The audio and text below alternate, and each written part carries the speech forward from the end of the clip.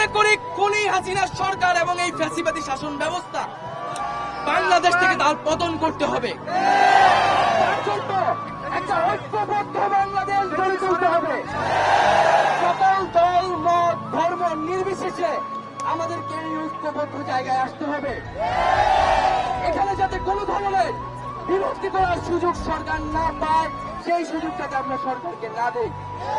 বন্ধুগণ, আজকে এই শহীদ মিনারে অনেকে অনেক দূর প্রান্ত থেকে এসেছেন, আমরা তাদেরকে ধন্যবাদ জানাই।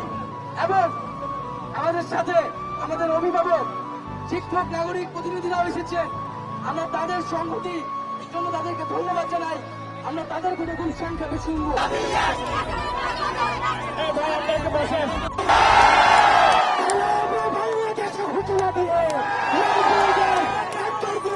চলে গিয়েছে গণমিছিলের সাথে পালানো শুরু হয়েছে। সুতরাং আমরা এই খুনি হাসিনা থেকে মুক্ত না হওয়া পর্যন্ত, তাদেরকে বিচারের আওতায় না আনা পর্যন্ত এই আন্দোলন চলবে। আমরা আমাদেরকে তাদেরকে শহীদ করেছে, আমরা স্পষ্টভাবে ঘোষণা করতে চাই, এখানে প্রত্যেকজন আবু সাইদ হয়ে গিয়েছে, মুক্ত হয়ে গিয়েছে। আমাদের এক দাবি, আমাদের আন্দোলন আজকে এমন, আমরা যেদিন আন্দোলনটাকে এই আন্দোলন থেকে এমন করে যেতে পারবো, সেই দিন আমাদের আন্দোলন শেষ হবে।